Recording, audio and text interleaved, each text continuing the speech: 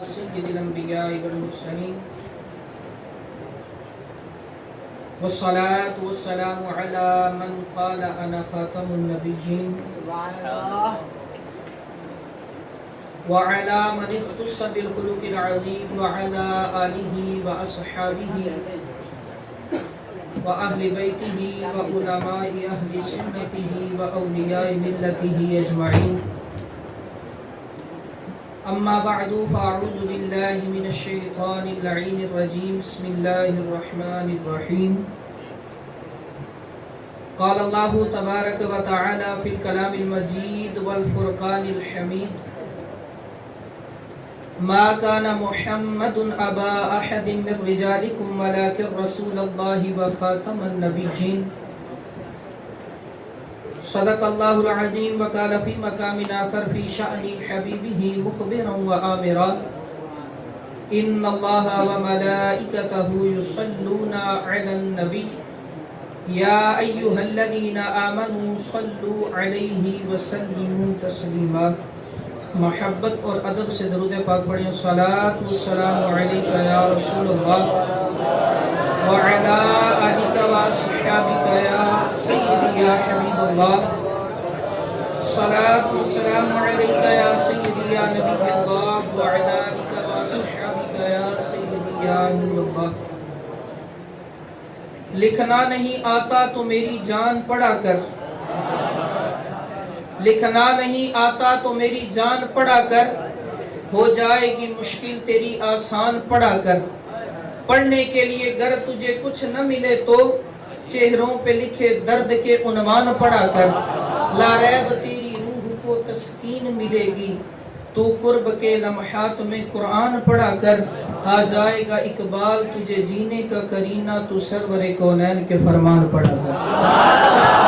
آ جائے گا اقبال تجھے جینے کا کرینہ، تو سرور کونین کے فرمان پڑھا کر. اللہ رب العالمین کی حمد و ثنا اور حضور سرور سروراں جناب حمد و ثنا مالک کل مختار کل تاجدار انبیاء فخر انبیاء سید الرسل مولا کل جناب احمد مجتبی حضرت محمد مصطفیٰ صلی اللہ علیہ وسلم کی بارگاہ ناز میں ہدیہ عقیدت ہدیہ درود و سلام عرض کرنے کے بعد اللہ رب العالمین کی پاک و بلند بارگاہ میں دعا التجا اللہ تعالی مجھے حق بیانی کرنے کی توفیق عطا فرمائے اور سننے والوں کو سن کر اپنے دل و دماغ میں بٹھانے اور اس کو آگے پہنچانے کی توفیق عطا فرمائے. مصطفیٰ جان رحمت صلی اللہ علیہ وسلم کی بارگاہ اقدس میں درود و سلام عرض کرنے کے بے شمار فضائل اور بے شمار برکتیں ہیں.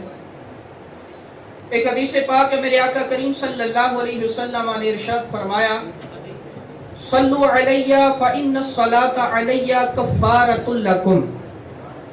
آقا فرماتے ہیں کہ مجھ پر درود پڑھو اس لیے کہ تمہارا مجھ پر درود پڑھنا یہ فرمایا کہ تمہارے گناہوں کا کفارہ ہے. اور دوسری حدیث پاک آقا کریم صلی اللہ علیہ وسلم نے ارشاد فرمایا: صلو علیہ فإن الصلاۃ علیہ زکاۃ لکم. فرمایا کہ مجھ پر درود پڑھو اس لیے کہ تمہارا مجھ پر درود پڑھنا یہ تمہارے لیے طہارت اور پاکیزگی کا باعث ہے.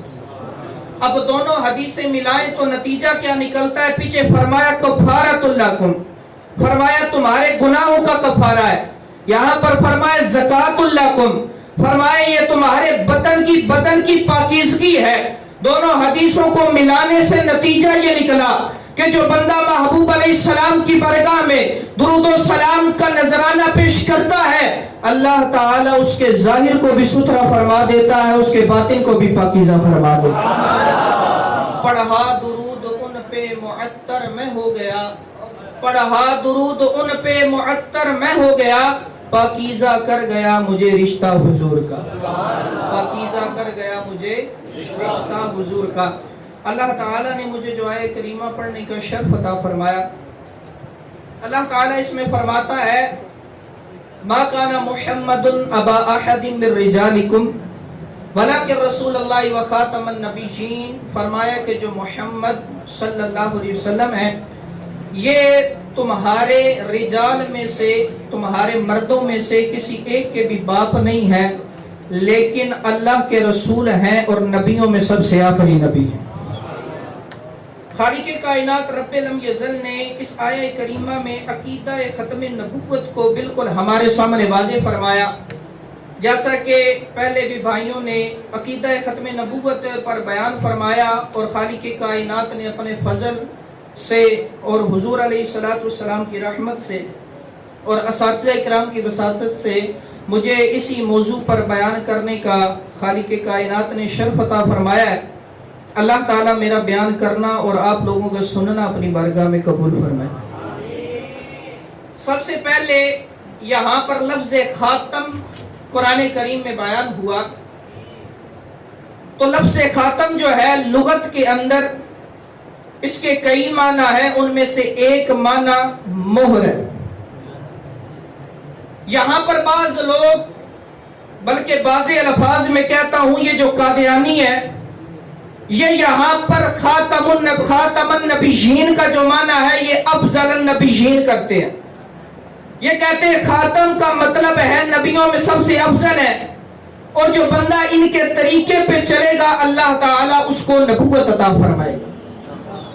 یہاں سے اس نے یہ معنی کیا اور پھر اس معنی کی وجہ سے اپنی نبوت کو ثابت کرنے کی کوشش کی. اب ہم ذرا لغت کی کتابوں کی طرف سب سے پہلے چلتے ہیں اور اس نے یہ بھی دعویٰ کیا کہ یہ جو خاتم النبیین کا یہ جو معنی ہے یہ معنی قرآن سے بھی ثابت ہے اور کثیر احادیث سے بھی ثابت ہے. جبکہ بالکل بونگی ماری ہے اس نے.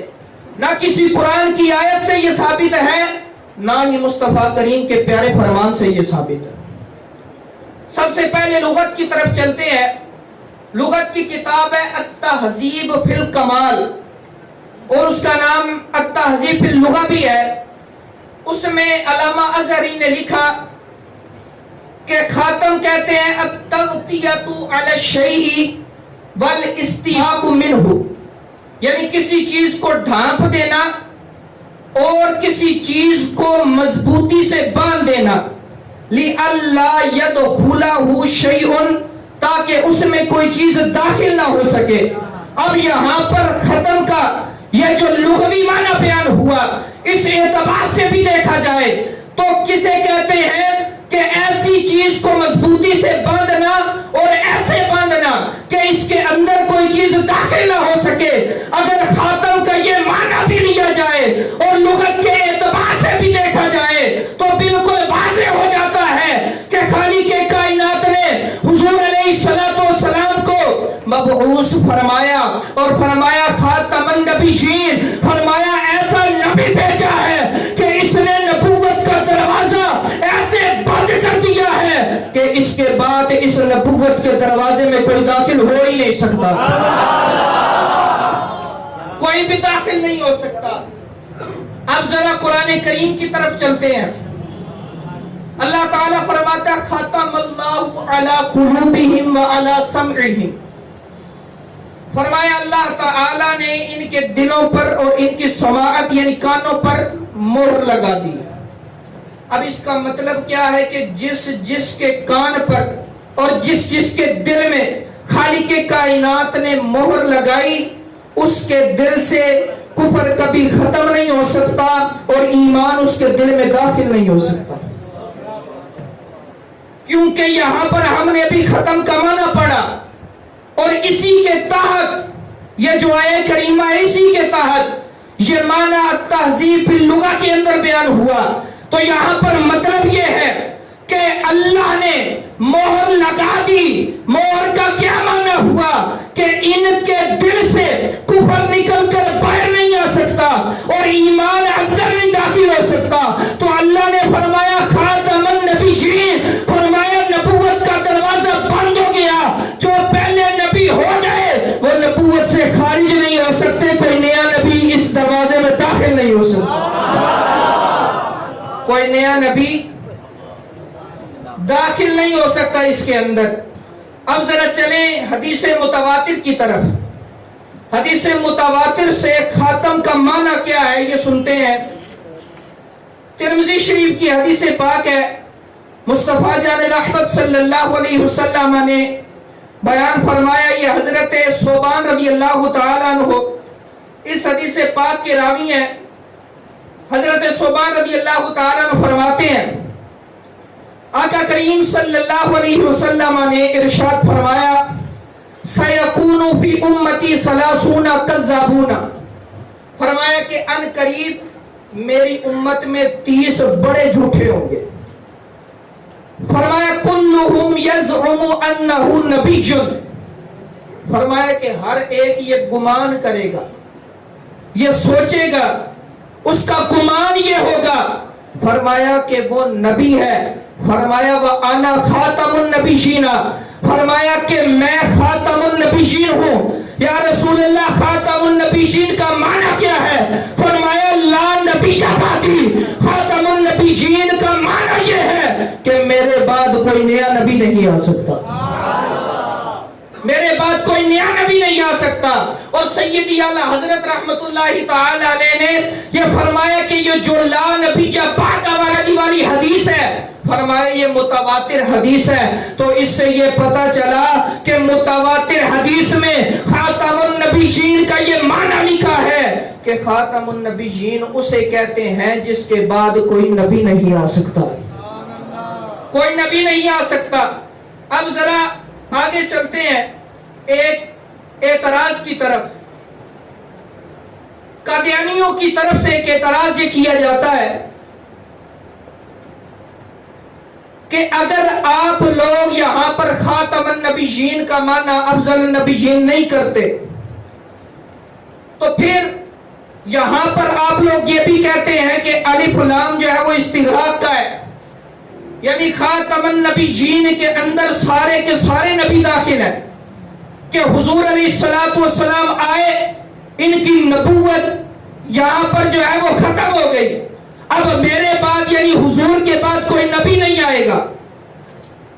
اگر آپ لوگ یہ معنی لیتے ہیں استغراق کا تو پھر حضور علیہ السلام خود اس کے اندر داخل ہوں گے، کیونکہ حضور بھی نبیوں میں شامل ہے. بات ذرا توجہ سے سنیے گا. اعتراض کرتے ہیں کیونکہ حضور علیہ السلام نبیوں کے اندر پھر شامل ہوں گے. تو ہم یہ سب سے پہلی بات کرتے ہیں، اگر تم یہاں پر یہ اعتراض کرتے ہو تو اس کا جواب تو یہ ہے کہ حضور علیہ السلام عقلاً اس میں سے استثناء حضور کا، یعنی حضور علیہ السلام اس نبی جین کے لفظ سے خارج ہیں. اب حضور علیہ السلام خاتم النبیین ہے. لیکن اگر تم پھر بھی نہیں مانتے تو تمہیں تمہاری زبان میں سمجھاتے ہیں. اگر تم افضل النبیین مانا لیتے ہو، اعتراض پھر بھی یہی قائم ہوگا، کیا حضور علیہ السلام خود سے بھی افضل ہے؟ اگر تم سید المرسلین بھی کہتے ہو تو پھر بھی مانا یہ ہوگا کیا حضور علیہ السلام اپنے بھی سردار ہیں؟ تو لہذا ماننا پڑے گا یہاں حضور علیہ السلام کا عقلاً استثناء ہے. تو یہاں پر خاتم النبیین کا معنی وہی ہے جو حضور علیہ السلام نے بیان فرما دیا، جو صحابہ کرام نے سمجھا، ہم تک پہنچایا، جو امت کے اولیاء نے، امت کے اسلاف نے، امت کے اخلاف نے یہاں ہم تک پہنچا دیا. اور وہ معنی یہ ہے کہ لا نبی بعدی، فرماتے ہیں آقا کہ میرے بعد کوئی نبی نہیں آ سکتا. فرمایا میرے بعد کوئی نبی نہیں آ سکتا. ایک اعتراض یہ انہوں نے کیا کہ اهدنا الصراط المستقیم صراط الذین انعمت علیہم.